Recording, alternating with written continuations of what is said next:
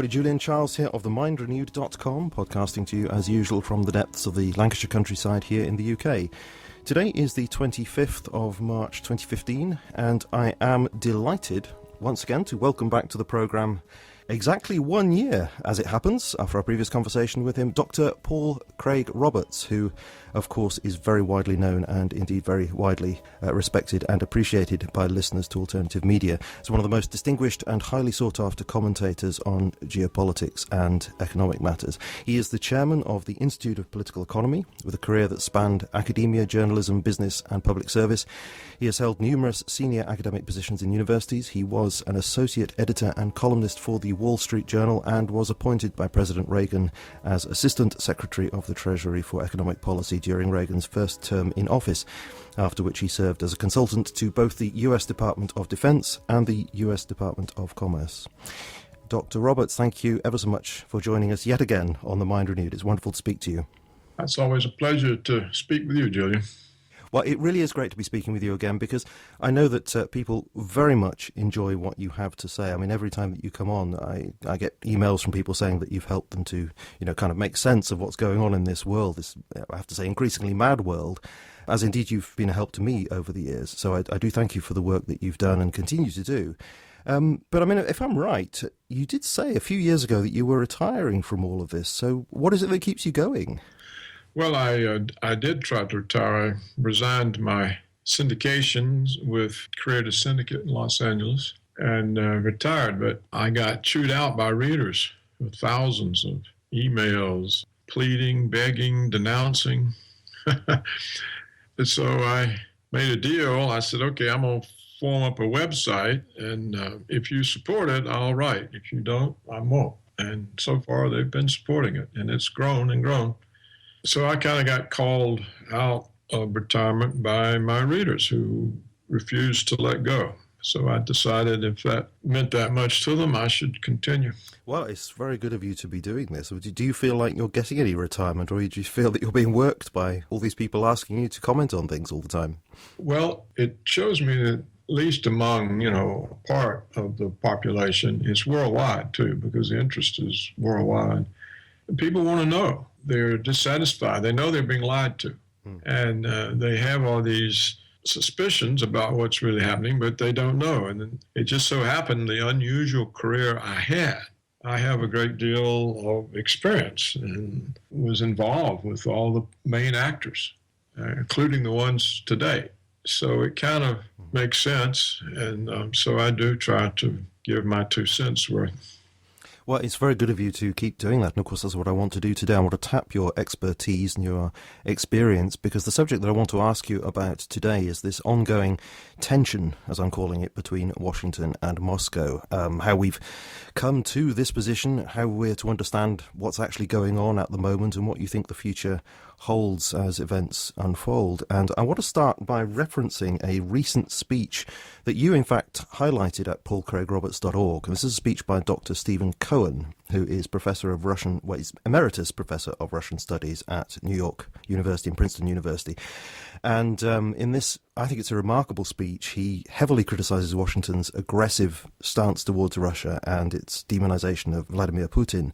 And he identifies what he calls a winner-takes-all policy towards Russia, which he says is based on a false analogy to the situation at the end of the Second World War. So just as Germany and Japan were subjugated by the Allies immediately after World War II, so with the end of the Cold War, Russia is to be denied an international sphere of influence in the post-Soviet era, and it's only the US that's to be allowed to have global influence. And he says that this doctrine is not new. It goes back to the Clinton era, he says, and much of what he says, I think, coheres with what you've been saying for a long time now about the neocons and their ideology of world hegemony, and how they've come to dominate the US foreign policy in particular. So could I start by asking you to tell us where and when this neocon ideology originated, and how is it that it's come to wield quite so much influence over Washington? The neoconservatives, I think that was a name they gave themselves. The origin of these people is the communist left. They were Trotskyites, and they were romantic in the sense of world revolution. You may remember that was the big argument between Trotsky and Stalin.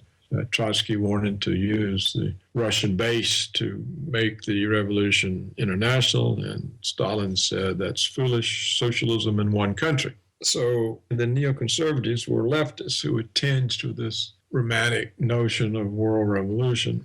And it turned out it didn't matter whether it was communist or capitalist, as long as it was a world revolution. Did you say it didn't matter whether it was communist or capitalist, did you say? Yeah. Right. See, in the end, right. The thing is, these people didn't have a home, and they were able to infiltrate the conservatives in America because the conservatives were constantly ridiculed and marginalized by the liberals as anti-communists. So being an anti-communist meant that you were dope and wanted to blow up the world. And the conservatives thought they were just trying to stand up for freedom and democracy against the Soviet tyranny.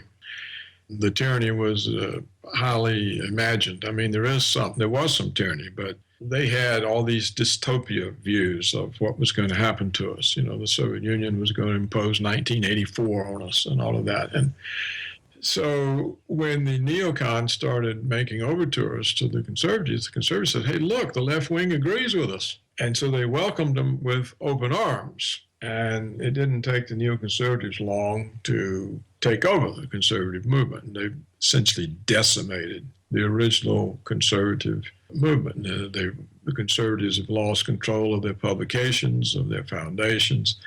And it's all in the hands of the neocons. Now, they made their first appearance inside the government in the Reagan years. And none of us understood them at the time. We thought they were just anti-Soviet allies who would support the efforts to end the Cold War. You know, Reagan's plan was always to put all this pressure on the Soviets with the belief that their economy couldn't stand an arms race in order to pressure them to come to agreement to end the Cold War. That was the Reagan strategy. The reason for the Nicaragua thing, the Grenada thing, all this was to show the Russians that there wasn't going to be any more expansion, no more left-wing allies of Russia, and certainly not in the New World. And so the neocons could use all of that to work their way into the government. So they got many powerful positions, a lot of experience, a lot of contacts. And of course, they were heavily supported by Israel and the military security complex because of the profitability of all these Star Wars and stuff like that, which was really just a bluff. And did they at the time come over as extreme in their views? Was that obvious? No, not initially. But they got in trouble. The Iran-Contra thing blew up in their face. They were all fired. Some of them were prosecuted. Even the Secretary of Defense, Weinberger, was up for indictment. But they were all pardoned, not by Reagan, but by George Herbert Walker Bush when he succeeded Reagan as the next president. And so pardoned, they went into the think tank mode and they took over various think tanks and they developed these position papers. And their biggest advance came from the collapse of the Soviet Union. That was unexpected. The CIA had no idea of that. And in a way, it was a fluke. You know, it originated in the right-wing commies arresting Gorbachev. You know, if they just left him alone, this whole thing wouldn't have happened. But when they tried to arrest him, that broke up the system. And Yeltsin came in, and Yeltsin was a drunkard and an American stooge. So the collapse of Soviet power, the collapse of Russian power, you know, and we quickly dismembered the Russian Empire. You know, we took Ukraine out of it, Georgia out of it, and the Baltic states, and basically dismembered it, and Yeltsin was essentially a vassal. So Russia was no longer, it didn't even have an independent policy. And this gave rise to the notion that history had chosen America, and that there was no alternative, and that since we were chosen by history, then we could impose our will on the world. And this was the neoconservative announcement of American hegemony, you know, the unipower. And they came up with doctrines, for example, the Wolfowitz doctrine, which said that the principal purpose of American foreign policy henceforth is to prevent the rise of any other state, such as Russia, that could in any way interfere with American purposes in the world. In other words, the United States was to have the ability for unilateral intervention anywhere. So this was in the 1990s that this was written? That was the early 1990s. I think the Wolfowitz Doctrine was 1992. And this is the basis today of American foreign and military policy. Can I just check with you, because I think that I might have accessed the actual quote for that. Is it a document called Defense Planning Guidance, 1992 draft? Probably. The quote I have here fits what you just said. Let me just say what it says. Our first objective is to prevent the re-emergence of a new rival, either on the territory of the former Soviet Union or elsewhere, that poses a threat on the order of that posed formally by the Soviet Union. This is a dominant consideration underlying the new regional defense strategy and requires that we endeavour to prevent any hostile power from dominating a region whose resources would, under consolidated control, be sufficient to generate global power. Yeah, that's the Wolfowitz penned that. He was a high Pentagon official by then. And you have to know what hostile power means. Hostile power means anybody who can have an independent policy. Right, okay. Yeah. It doesn't mean that they're going to attack us or get into conflict with us. It means that any country that's powerful enough to defend its interests. And that's what hostile means in that context. So they had Russia under control. Now, what a simple way of explaining what happened, to keep it brief, is the neocons launched their wars of conquest in the Middle East. They had all these utopian expectations. You might remember the Iraqi war was supposed to be, a 6-week cakewalk or a 3-week cakewalk. Okay. Went on 8 years. They went into Afghanistan and Bush lands on the carrier and says, mission accomplished. Well, the thing had hardly started. It's been going on 14 years, and we are unable to defeat a few thousand lightly armed Taliban who now control the country again. So we got mired down in these things based on the belief that it would be over with in just hours, And during that time, Putin came along and restored Russian military power, economic power, and began defending Russian interest. And the neocons became aware of this when their plans to invade Syria were blocked and their plans to bomb Iran were blocked because the Russians said no. So Putin was actually treading right against the Wolfowitz Doctrine. Yeah. And so all of a sudden they realized that their first objective had been breached. Yeah. And so they instantly went into the anti-Russian phase, the denunciation of Putin. Until that time, he was very much liked and appreciated. He helped us when the Pakistanis blocked our troop movements into Afghanistan because we kept shooting up their country and not apologizing. He let us go in through Russia to Afghanistan. He supported all our anti-terrorist stuff. The Russians were being very cooperative, but it didn't mean they were going to just abandon their interest altogether. And so when they refused to do that, all of a sudden the neocons went berserk and they said, look, we've made a mistake. Here they are. They're back. We got to do something about them. And that's where the Ukraine thing came from. So we destabilized the Ukraine because that's a good way to really put pressure on Russia, and they were able to use the destabilization of Ukraine, the American coup there, in order to break up Russian political and economic relations with Europe. Yeah. That's what the sanctions were for. They told everybody the sanctions are to hurt the Russian economy, but obviously they haven't. What they hurt was the Russian-European economic and political relationship. So Washington was mainly concerned that Europe would be pulled out of Washington's orbit by the developing economic and political relationships with Russia, particularly the Europeans' dependency on Russian energy. So that's what the Ukraine was about. Now, if it hadn't been for the Soviet collapse, we probably wouldn't have had this doctrine of American unipower, that history has chosen us. Yeah. It's really a counterpart to Marx's view that history had chosen the proletariat. Right, so it immediately reminds me of that sort of Hegelian view of the or spiritual supremacy of the state, and perhaps one day being extrapolated to the world state. That's the kind of thinking that immediately comes to mind. Yeah. So in a nutshell, that's it. Yeah. Well, I want to come back to Russia, obviously, in a moment, but I did want to take the opportunity to ask you about this project of the neocons called the Project for a New American Century, which I get the impression grew out of the defense planning guidance that you've been talking about, because it was asking, we need to rebuild America's defenses, which was their publication from the year 2000.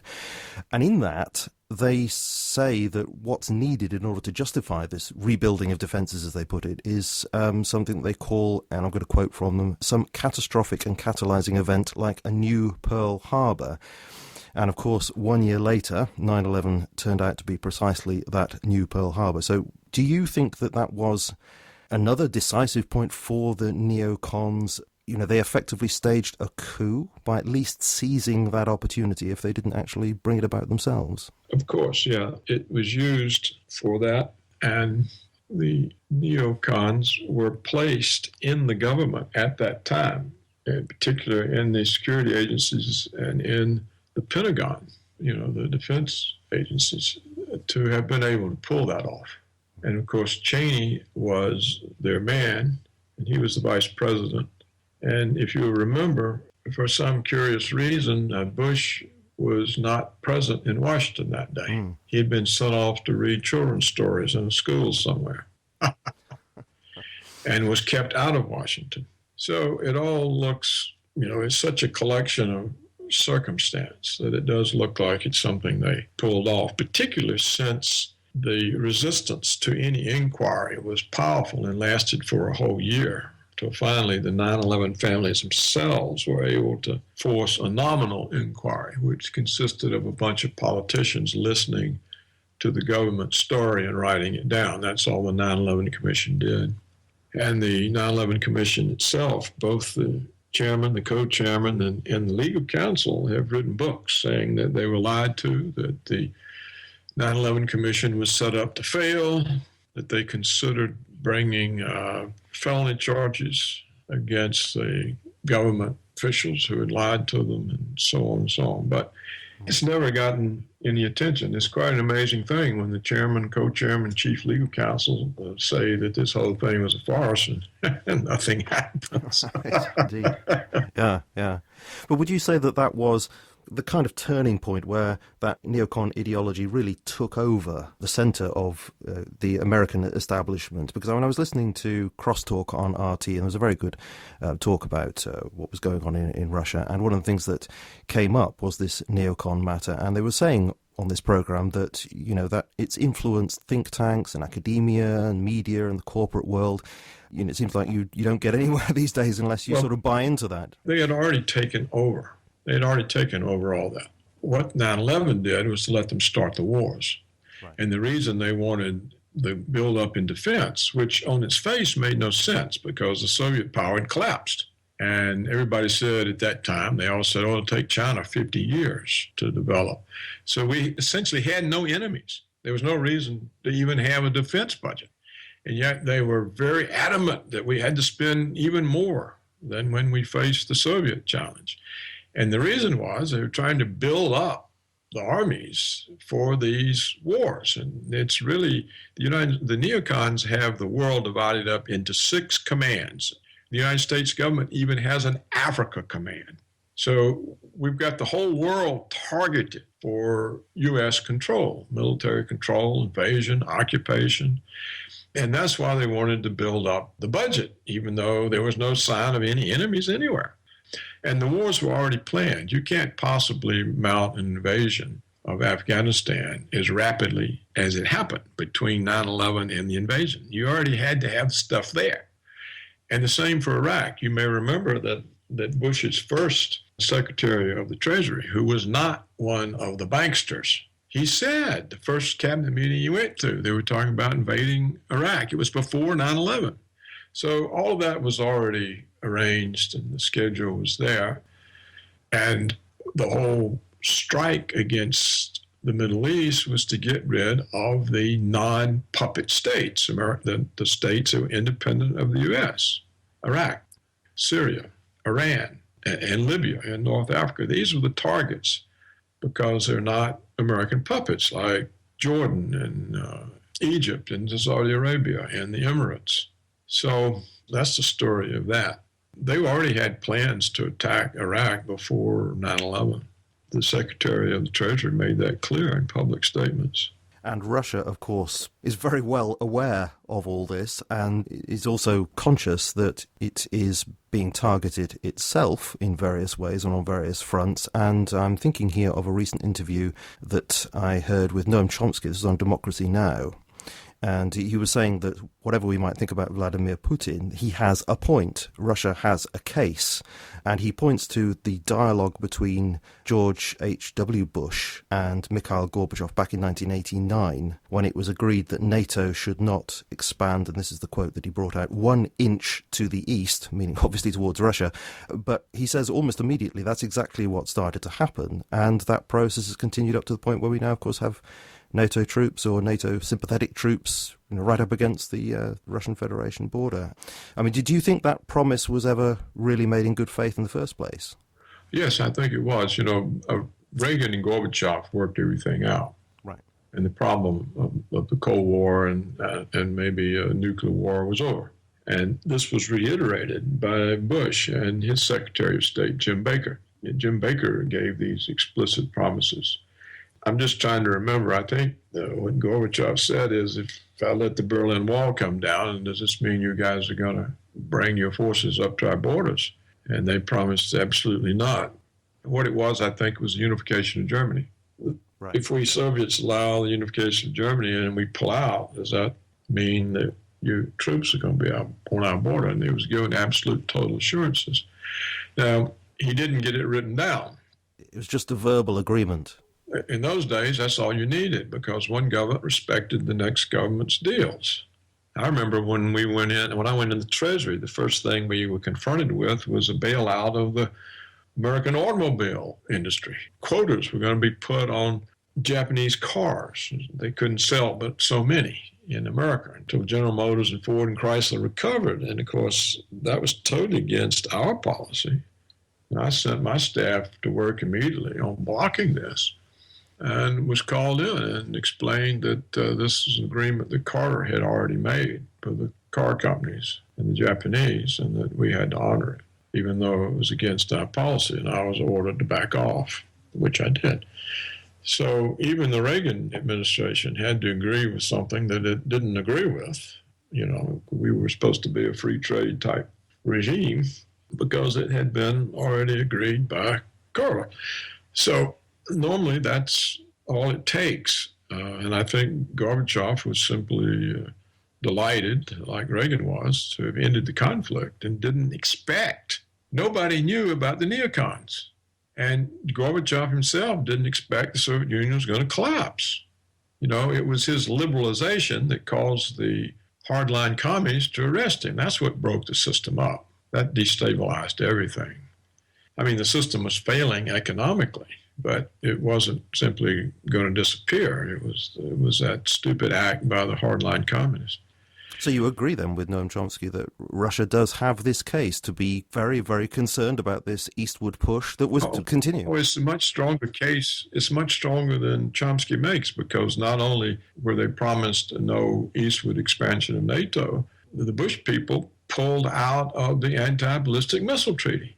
They simply abandoned the treaty because the neocons said, look, we can put up ABM bases on their borders and neutralize their strategic deterrent, and then we can make them do whatever we want. So this was a huge blow.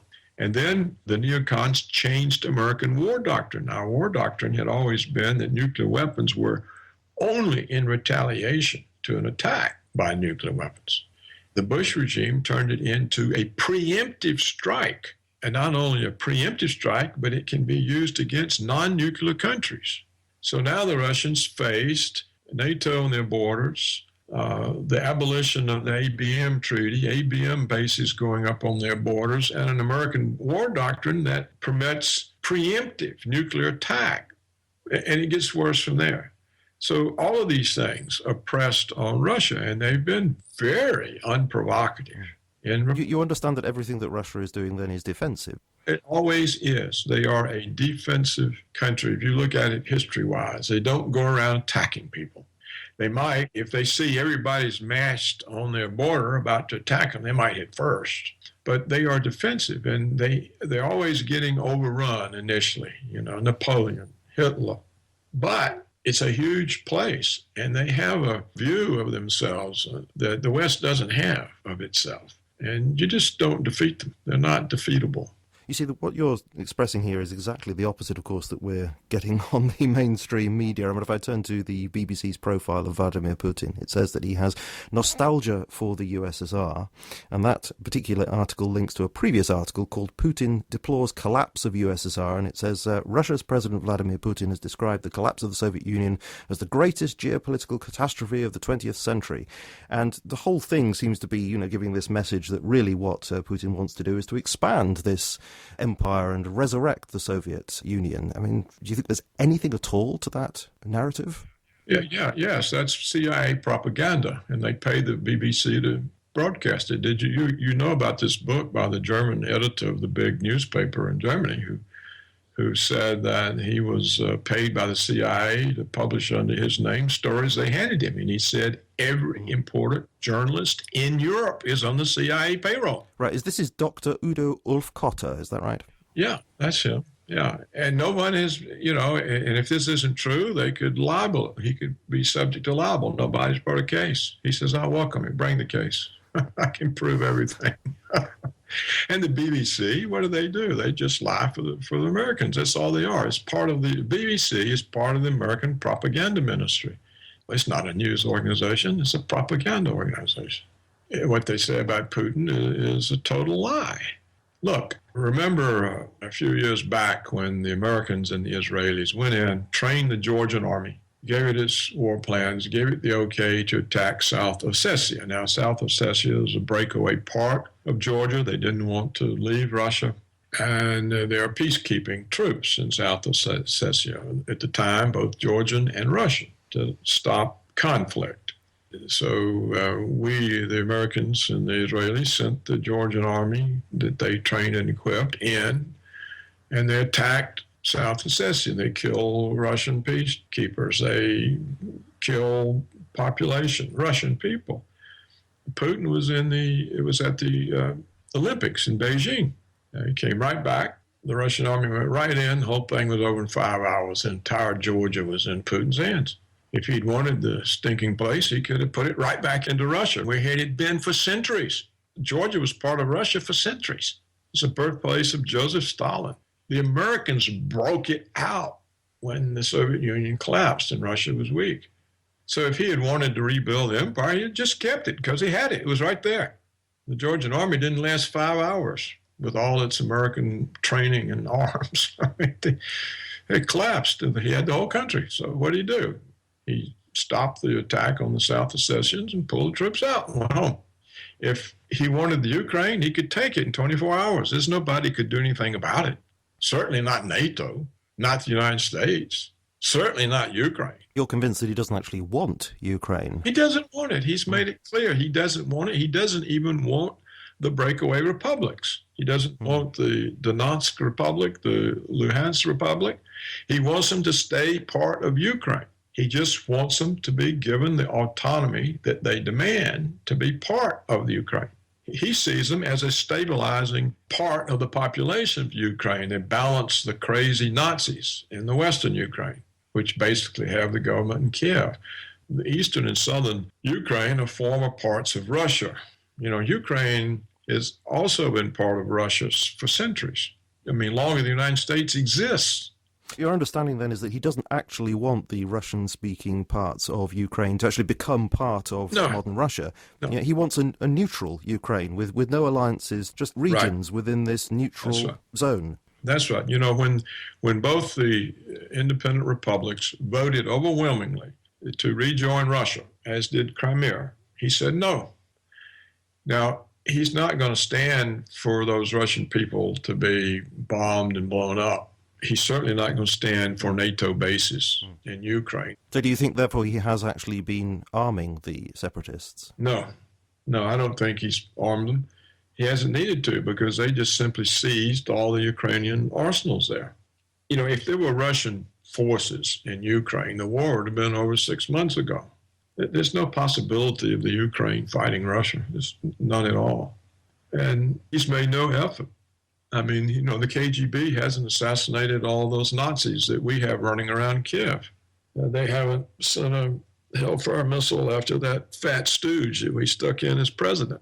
They haven't done anything. They've tried to resolve it diplomatically.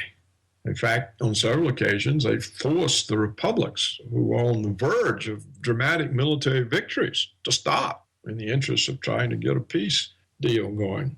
And they're committed to this Minsk thing that Merkel of Germany and Hollande of France went to Putin to put together because they're concerned about the Americans pushing this to war. Also, the claim was made, of course, that somehow he was, in a kind of distant way, responsible. Julian, the claim is to justify the American aggression. The claim is to justify. See, now what has the Congress done? It's voted a resolution that President Obama should send offensive military equipment to Ukraine. Well, that will explode the situation. And everybody knows it. And the Russians have said, why are you going to do this? This explodes the situation. We're trying to resolve it. In other words, the idiot Americans and the idiot British, I mean, I swear to God, your prime minister is the biggest fool I've ever known of. These people are trying to start a war with Russia. Why? They can't defeat the Taliban, and they're going to take on Russia.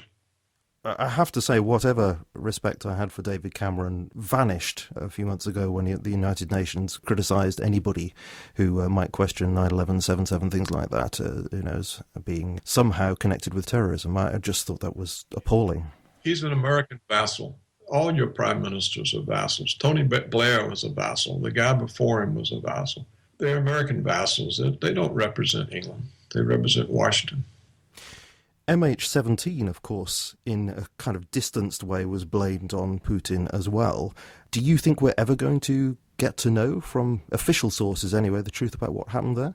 No, the United States will simply not allow it. I mean, they already know what happened. It was shot down by one of the Ukrainian fighters. And various experts have said you can see it because both sides of the fuselage, where the cabin of the plane is, are riddled with machine gun fire.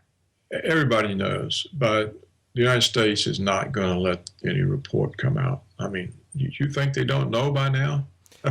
No, I didn't say I didn't think they know by now, but it's, when I turn to my favourite source for such questioning, to the BBC, I find an article that suggests that the most reasonable interpretation is that, of course, it was a missile that exploded before it hit the aircraft, created a lot of shrapnel and caused damage exactly the same as you might expect from a machine gun. No, it wouldn't be, because shrapnel, the holes would be irregular, and machine gun bullet holes are very definite and round.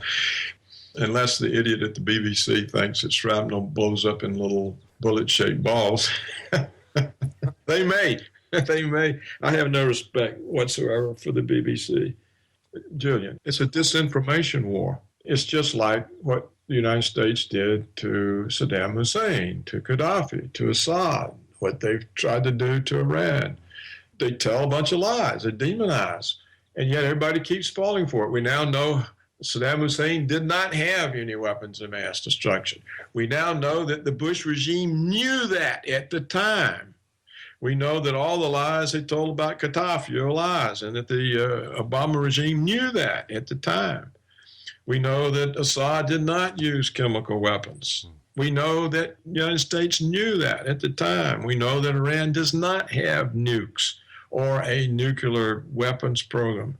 We've known that for years. All 16 American intelligence agencies said their nuclear program came to an end early in the 21st century. And the International Atomic Energy Agency that monitors all of that, they've never been able to find any diversion of uranium, enriched uranium, to a weapons program. In fact, the Iranians aren't even able to enrich uranium to the level necessary to make a nuclear weapon.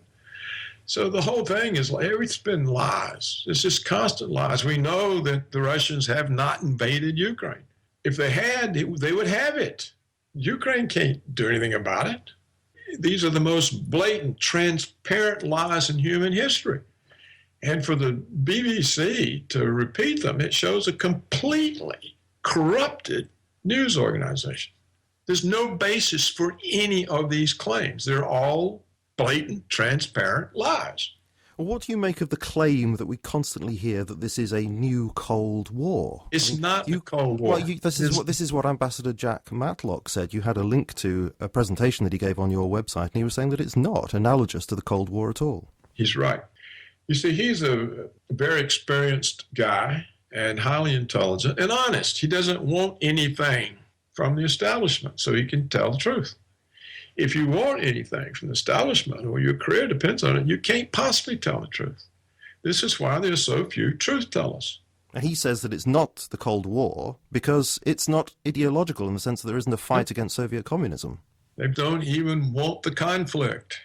They've done everything they could to resolve this diplomatically. And as Putin says over and over and over, Washington simply doesn't respond. I come up with a diplomatic initiative, and they tell more lies. You remember what happened the first time he enforced a peace agreement on the breakaway republics in Ukraine. We increased the sanctions. So this is a provocation by the United States, or by Washington. This is Washington's relentless provocation of Russia, who has done nothing. Crimea is Russian. It's been part of Russia since the time of Catherine the Great. In 1954, Khrushchev, a Ukrainian, to make up for being the butcher of the Ukraine, apparently he was responsible for 600,000 deaths. And to woo back his home country, he broke Crimea out of the Russian Republic and stuck it in the Ukrainian Socialist Soviet Republic. That's how the Ukraine got Crimea. It's not part of Ukraine, never has been. The people are not Ukrainians. Now, one of the reasons Washington wanted to grab Ukraine was to grab Crimea, because that's where the Soviet naval base is. It's the only warm water port that the Russians have ever had. It's on the Black Sea, and they can come out through the straits into the Mediterranean. And so the whole military intent of grabbing Ukraine was to force the Russians out of the naval base. Even though it was part of Ukraine, the Russians had a long-term lease on the base, and they had in Crimea, under the treaty, 25,000 troops.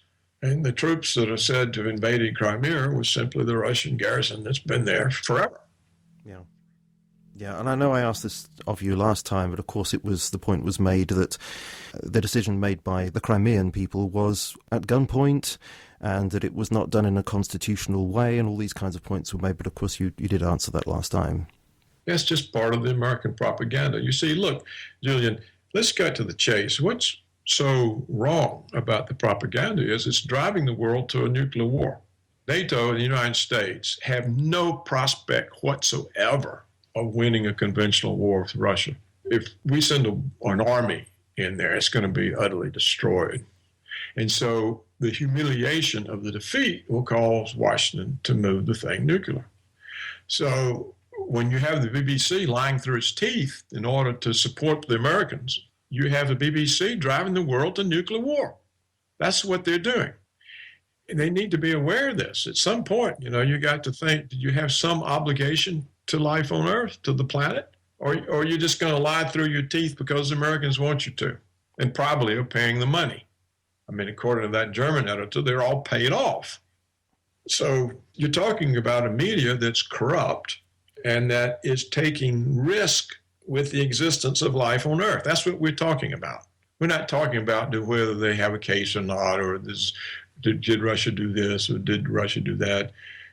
We're talking about lies that are driving the world to nuclear war. That is what we're talking about. We need to be clear about that. Your listeners need to be clear. They need to understand that this is not a question of whether Russia did this or did that, or who told the truth about this or did that, or whether both sides are responsible. When you get this systematic lies and demonization, you're driving the world toward war. I have to say, there is something actually of that in Putin's speech that he gave in 2006 at the Munich Security Conference, where he said some stark things which no doubt ruffled a lot of feathers at the time, but I think there's an awful lot of truth in what he said there. And he pointed specifically to the anti-ballistic missile systems seeming to creep eastward in Europe, and was saying how the idea of a unipolar world was just unacceptable, that it's a fiction, it can't work, and he was complaining about the illegal actions of Washington, etc. The current situation we're facing now, it's almost as if he was anticipating that back then. He could see where it was going. Just look at the hubris and arrogance of the neoconservatives. They've now driven Russia and China together. You got two massive nuclear powers. Either of those countries can destroy the whole world.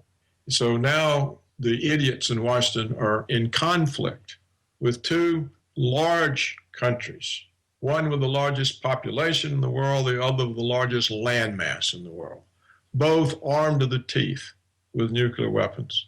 This is what the fools in Washington have done, and they're puppets, particularly the British Prime Minister. I mean, he's the worst puppet of them all. So they have brought the world to the brink of war. There's no way the United States can invade China. The army would disappear, or Russia. Oh, look, Napoleon couldn't do it. The Wehrmacht couldn't do it. Hitler's powerful army. It just got chewed to pieces. Nobody can do that. And so the war has to be nuclear. And that's why you have the first strike thing. Plus, you have all this fantastic utopian ideas about how the ABM is going to protect us. It's not. The Russians can take every one of them out with cruise missiles. All the ABM sites will be the first thing that goes out. So we're talking about death of the world. That's what Washington is driving the world to. Death, total death. And why? Because we are the only power and we're not going to have a situation where anybody can get in our way. And all this is dressed up as humanism and democracy and blah, blah, blah. It's madness. It's insanity. And the British government's hand in glove with it, though not necessarily the parliament. You have to remember your own parliament. When Obama was about to invade Syria, they said, no, we're not going to be part of it. And your prime minister couldn't do anything about it. So it's a very serious situation. It's really not a question of whether Putin has a point or not. The question is he going to surrender? And is China going to surrender and be vassals like Britain and Canada and Australia and Germany and France and Italy? Unless Russia and China are going to surrender and be American vassal states, there's going to be a war. Now, some people may say, well, the Russians, Chinese are far more humane than the Americans, and they will surrender in order to avoid the war. That's entirely possible. Putin might do that. He's far more humane than anything in the West.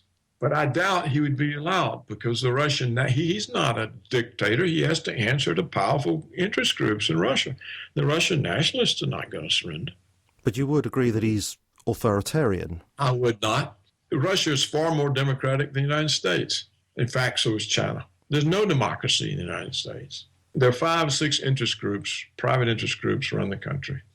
It's an oligarchy here. Voting is meaningless. It's a waste of time to vote at any level. It has no impact on anything. Well, I actually picked up that word authoritarian from Stephen Cohen. He said that. He didn't think that he was a dictator because, as you said, he's accountable to many interests in Russia, but nevertheless he thought he's authoritarian in spirit. Stephen Cohen is our best Russian expert, but he has to survive in the discussion. So he has to accept a lot of BS just to be part of it. Okay. If he doesn't accept any of the BS, they're not going to listen to him. He's not going to have a forum. He was already viciously attacked in one of the left-wing publications. He was called a Putin stooge. Some 2-bit punk journalist is calling our most distinguished Russian expert names.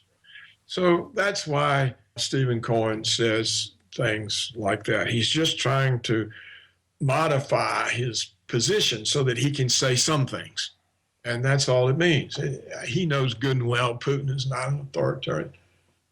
And yet it has to be said that he does have this KGB background, and many people point to mafia connections. Oh, George Bush was a CIA director and president of the United States. Did you ever hear anybody say that? He was director of the CIA. That's a very good point. When he becomes president. Putin was not the head of the KGB. He was some sort of mid-level intelligence operative. It's just an intelligence agency. The deadly Russian secret police was a Stalinist one. The KGB was a successor. And he's not mafia. Didn't you see that article that they wrote? Putin was the deputy mayor of what, St. Petersburg or something? Yes, I did. And his net worth is $5,000. And they said, how in the world can this guy be the deputy mayor of St. Petersburg and not be worth millions and millions? He was worth $5,000. So it's just all BS. It's all propaganda. It's all just a bunch of lies. There's no confirmation for anything that's said about him. I want to bring up something else that you mentioned at your website, where you say that while the Minsk II talks were underway, Washington was busy sending various people to places like Armenia and Kyrgyzstan and Uzbekistan, various people like Victoria Nuland, and you mentioned Richard Miles acting as a US ambassador, and the reason why these people were being sent there was to bring about colour revolutions there. So could I ask you to comment on that? It's what's driving the conflict. See, Washington thinks that it can destabilize Russia and China, and therefore all this pressure is putting on them won't come to a war fruition, because Washington tends to destabilize them by creating color revolutions all along their borders in former Soviet territories. So Nuland is dispatched to Armenia, Miles to Kyrgyzstan, because these are prospective places for these color revolutions. Where Washington is funding all these NGOs in these countries, which are essentially fifth columns, and Uzbekistan offers other kinds of possibilities.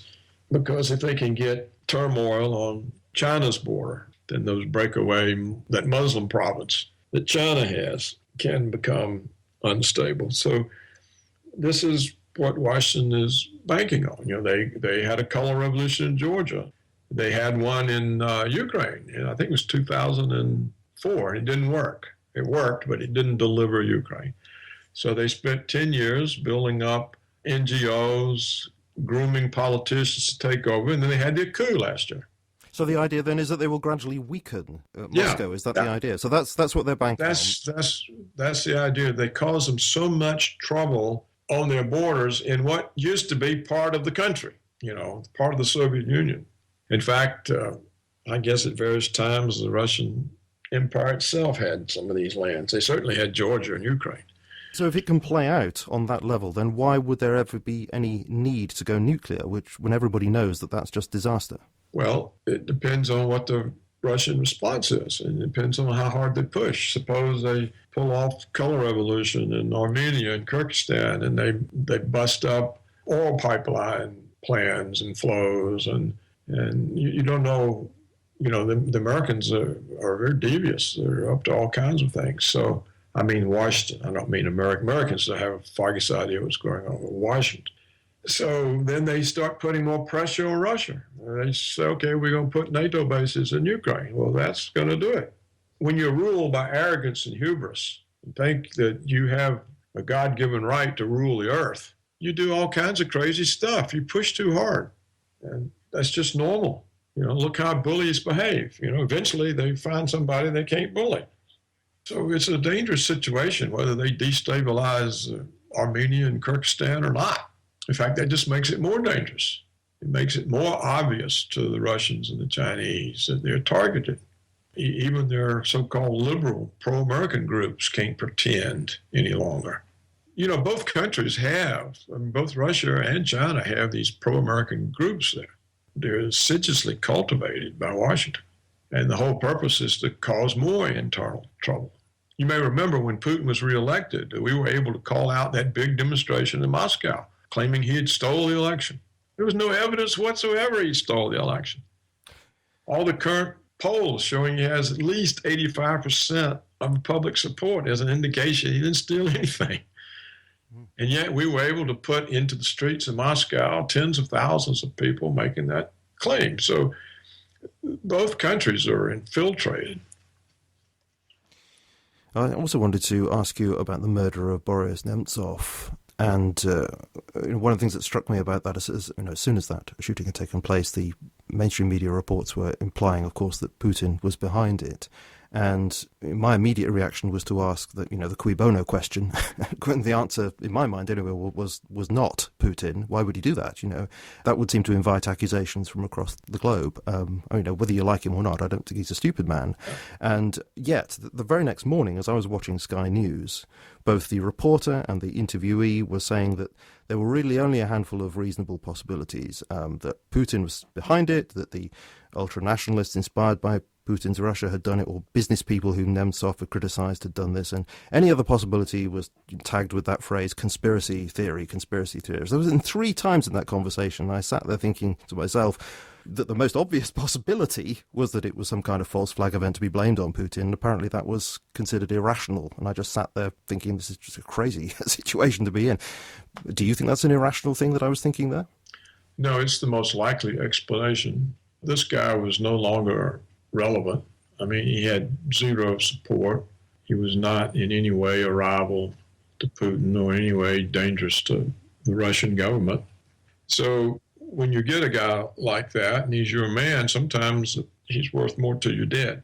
So he could easily have been assassinated by the CIA. On the other hand, it could have been some personal business because, he was apparently a ladies' man, and sometimes the ladies were somebody else's.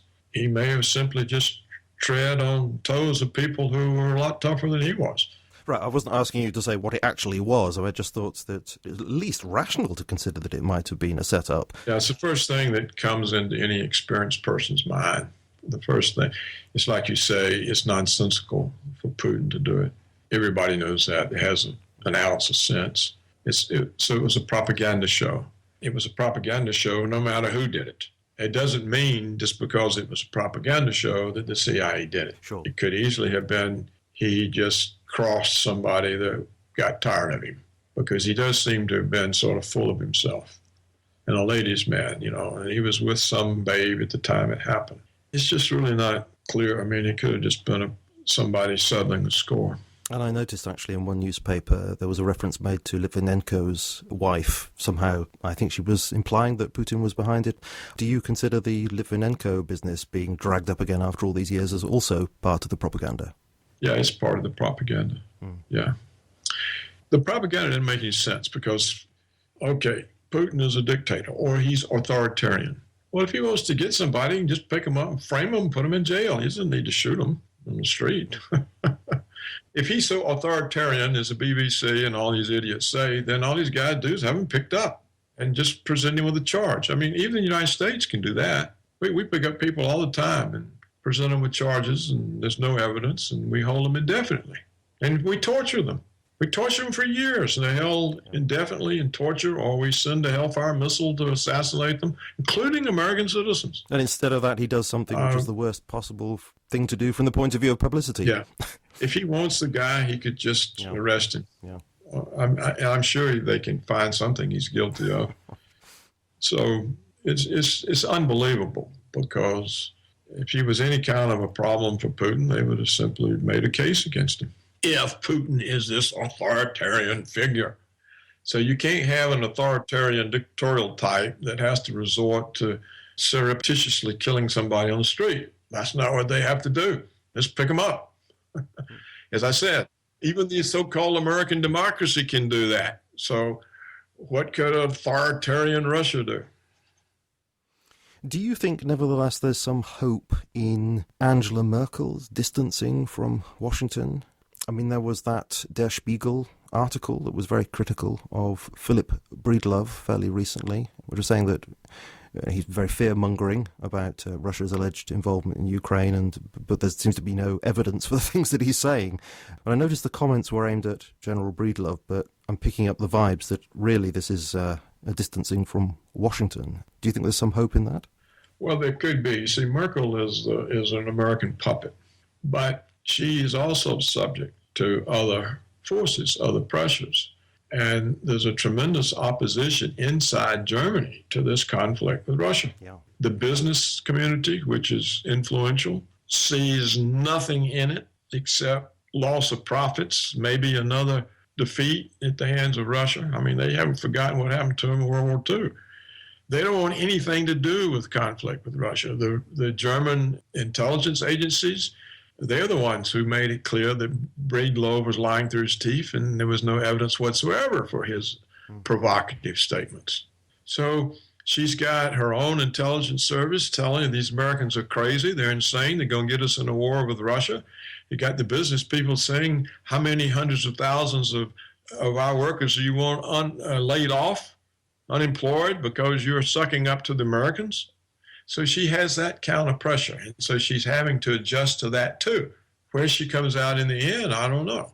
We'll see. But do you think there's a chance that Europe itself might be moving away from Washington in this respect? Because I understand that there's opposition to the renewal of sanctions against Russia coming from places like Spain and Greece, Cyprus, Bulgaria. Do you see some hope in that? You can see hope in it. It really just depends on how much blackmail Washington has. I mean, what the whole purpose of the NSA spying is to be able to blackmail every leader in the world. And when they're even listening to their personal cell phone calls, and they've got everything on everybody. So it really depends. Or it may come down to threats.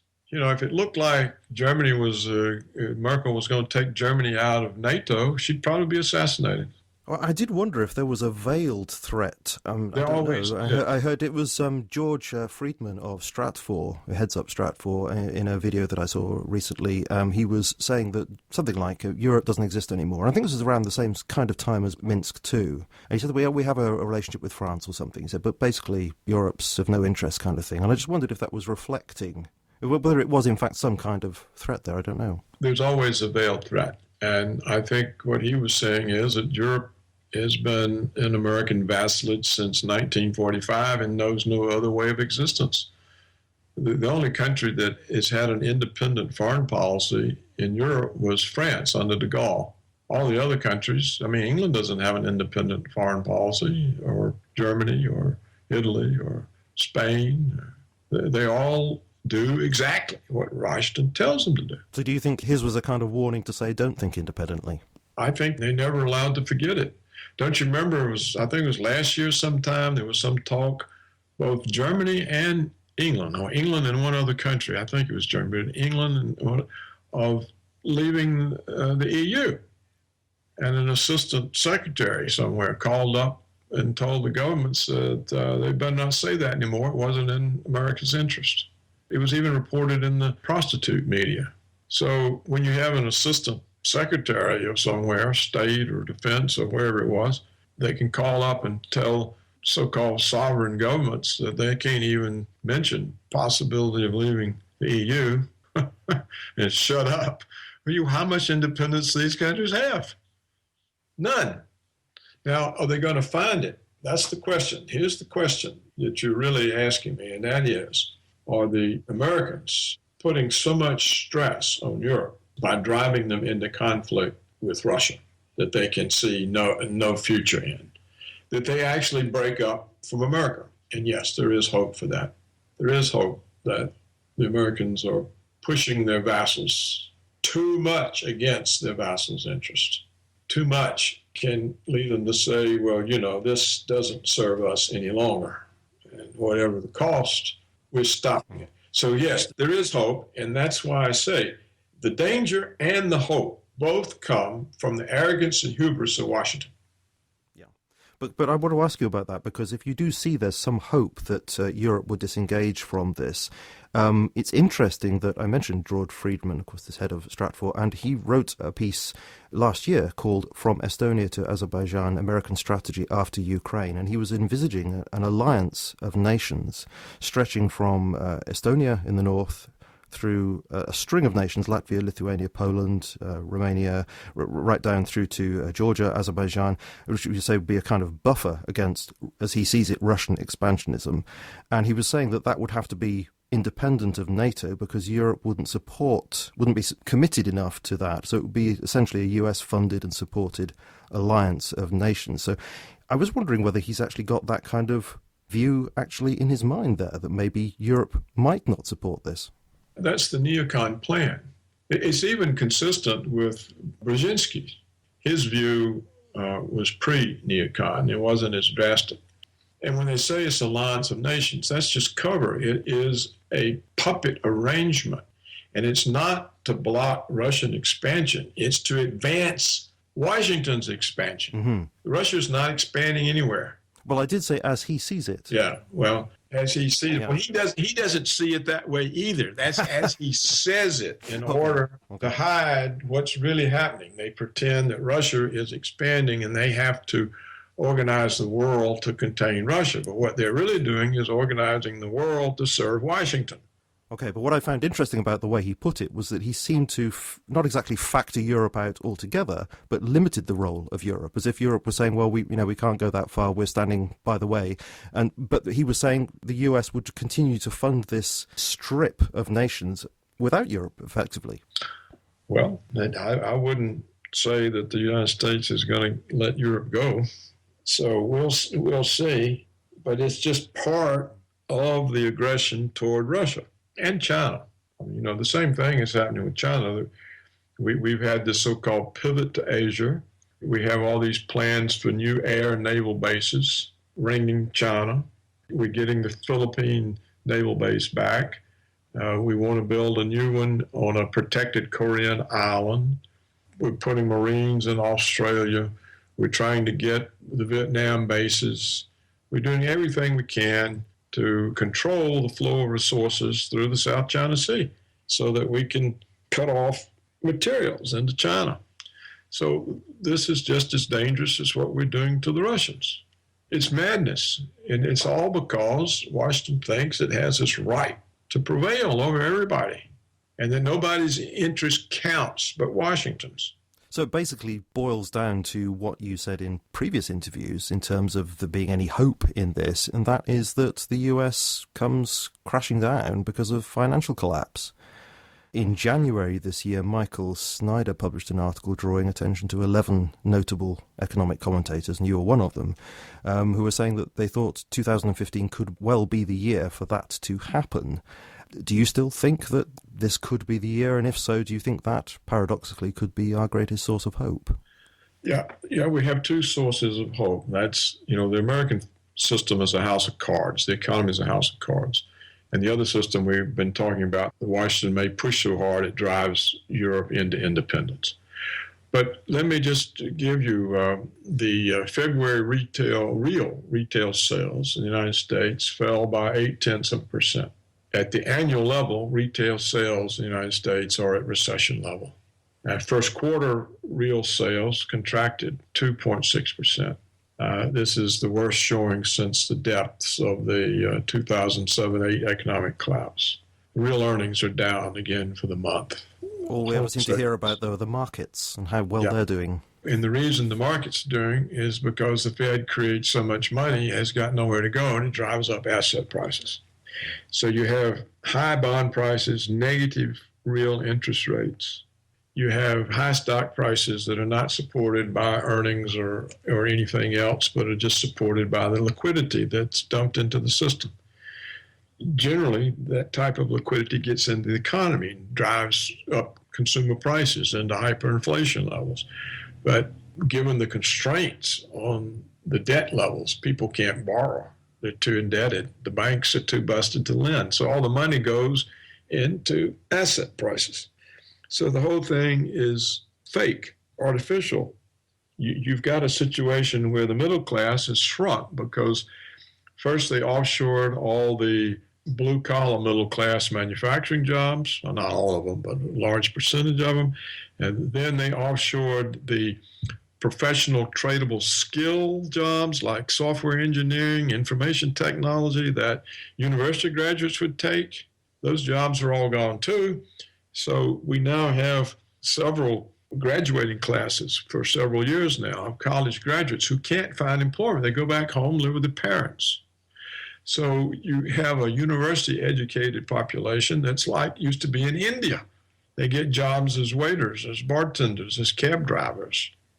They can't form households on the income, so they can't buy houses. They can't get married. They can't buy home furnishings. They can't buy appliances. So there's no consumer basis for the economy. We see large retail stores closing down in these big chains like Sears, J.P. Penney. We see even the dollar stores in trouble. We see the massive shopping centers losing what are called anchor stores. That is the big retailer that occupies the biggest space in the shopping mall. All kinds of these problems everywhere. We see a continuing decline in the labor force participation rate. And the conservatives say, well, it's just because they can get so much welfare and they don't want to work. That's all BS. There's no jobs for them. They search and search and search. They can't find a job. They give up. They're no longer counted as unemployed. So we have a very curious situation where the unemployment rate has come down hand in hand with a decline in the labor force participation rate. So there's no economy here. It's not anything here. We have massive budget deficits. There's no way to close them. They're talking about taking away health care benefits, cutting back Social Security pensions, and also they can go on with endless wars. So there's no economy here. It's all held together with rigging. And they keep the dollar up because they got the Japanese central bank printing money. They've got the European central bank printing money. Those are the other two big currencies. So if they're all printing too, the dollar doesn't look bad. Yeah. So you could have a collapse. Yeah, and everything you've described to me there is described by the mainstream as recovery. We're constantly told how the US is recovering. They produce the recovery by not counting unemployment, and they produce the recovery by not counting inflation. So they just don't measure either one. The unemployment number of 5.6% or whatever it is counts no discouraged worker. And there are millions of discouraged workers.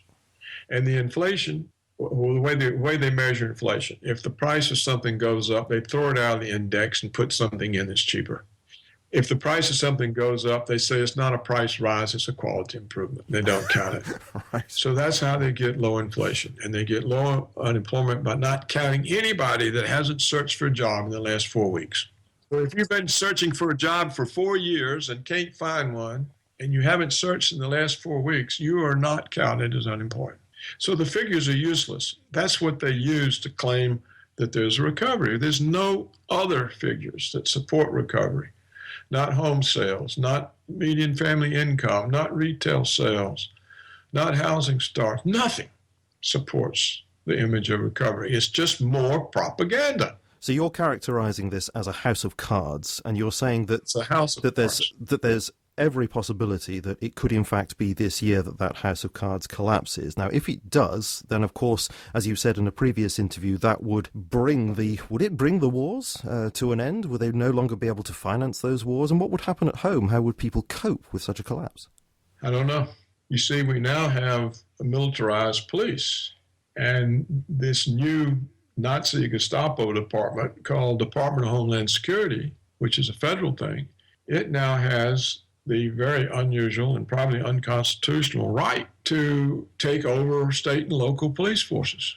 And according to government contract documents, Washington has spent $385 million on Halliburton building detention centers.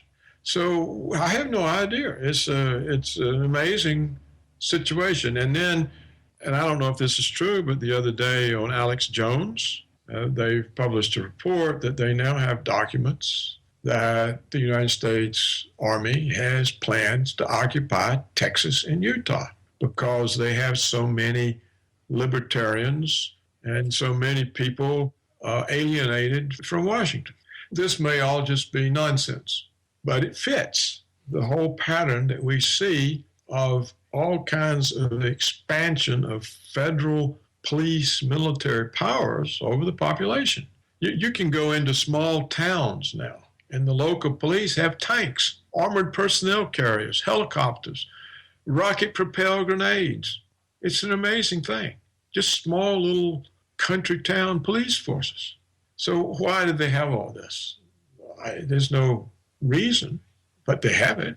Well, I was speaking, was it last year or the year before, to a lawyer called Kurt Haskell, who had seen he believed to be a false flag event, and he was saying how he thought that this build-up of the police state that he said was going on in the US was so bad that he was going to get out of the country, and I believe he has done now.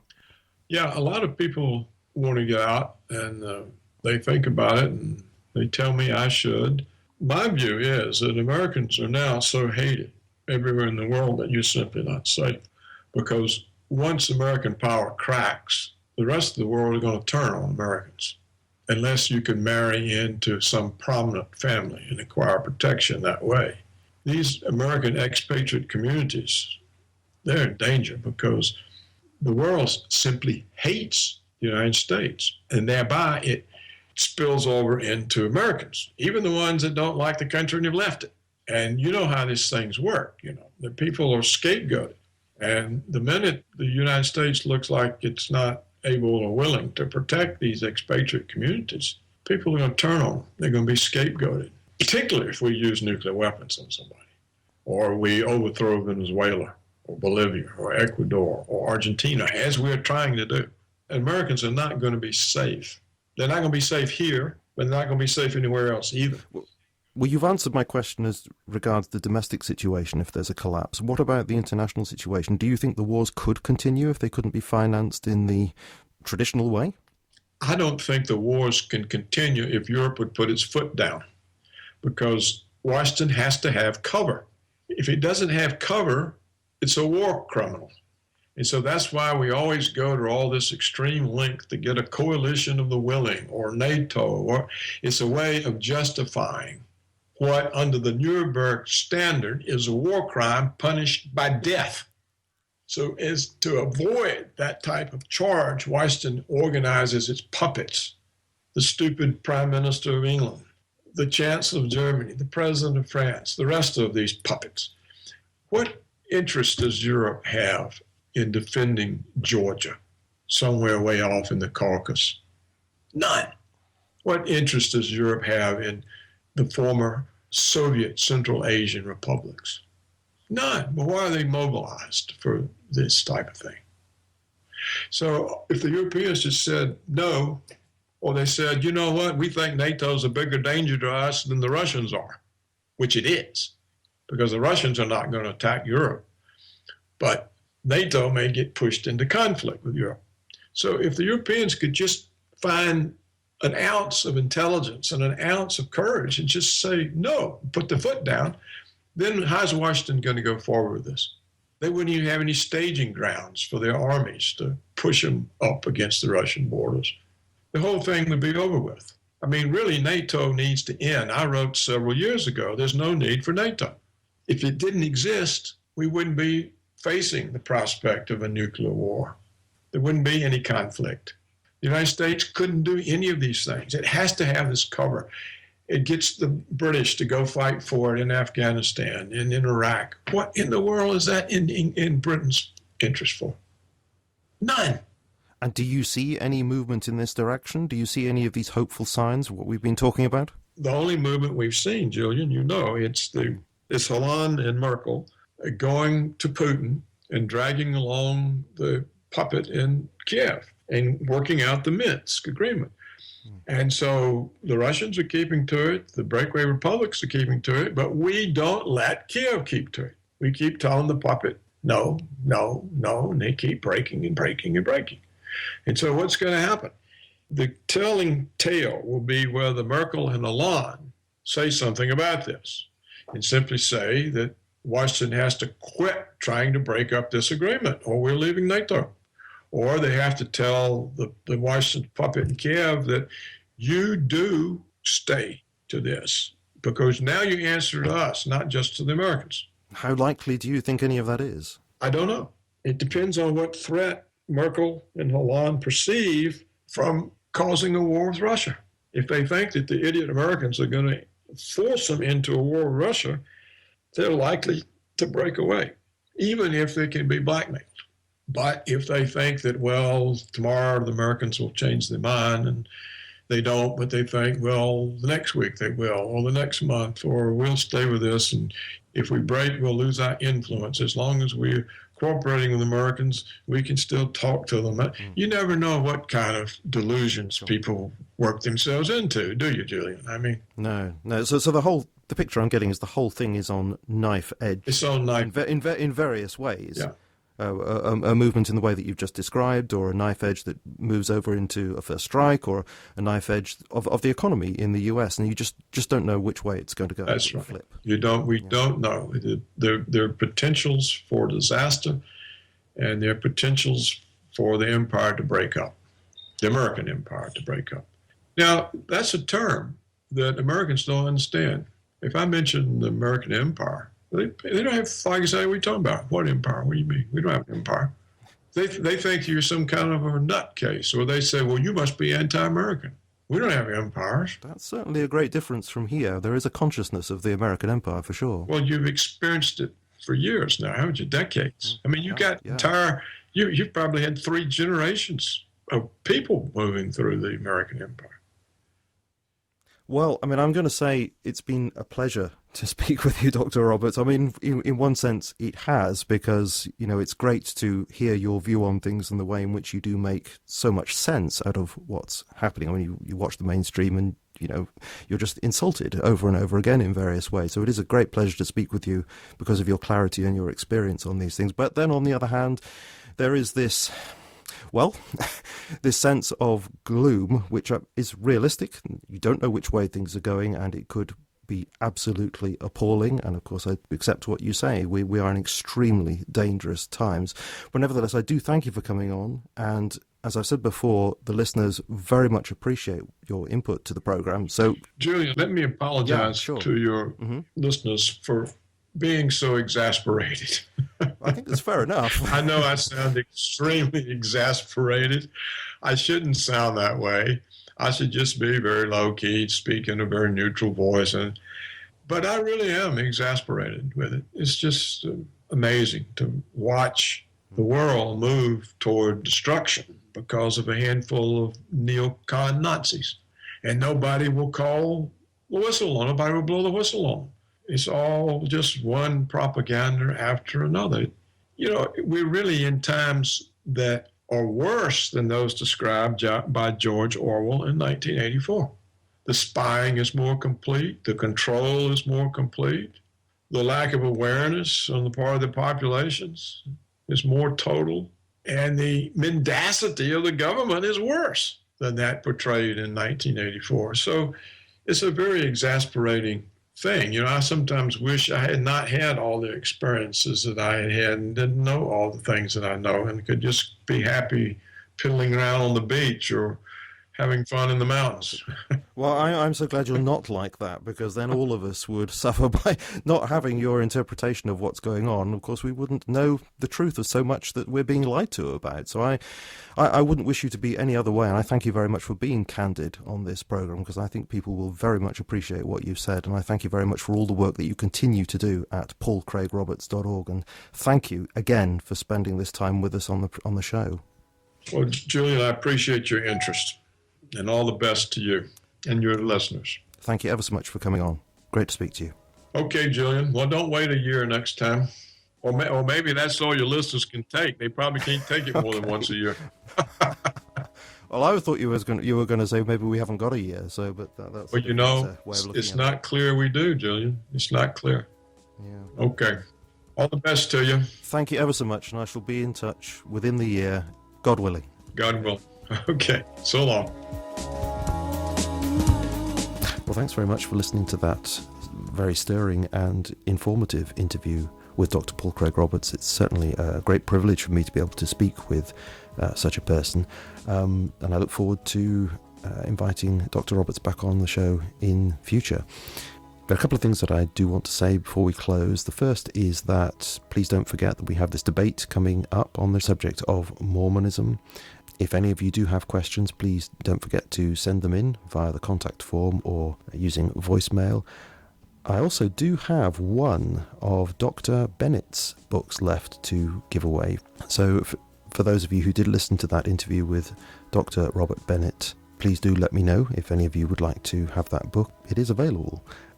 And as I said last time, if any of you do use iTunes, I would still be grateful for more comments and ratings there, because it does apparently help with the visibility of the show.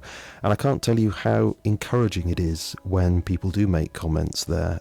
It is a real boost, and is part and parcel of helping to keep people going in alternative media. So thanks again to those of you who have done that, and I'll be very grateful for some more support in that way.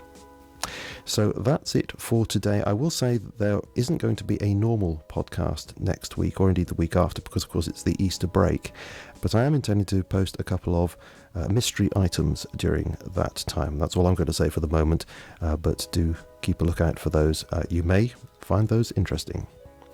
So that's it for today. You have been listening to me, Julian Charles, for the mindrenewed.com, and I wish you a very blessed Easter, and I look forward to speaking to you again in the very near future.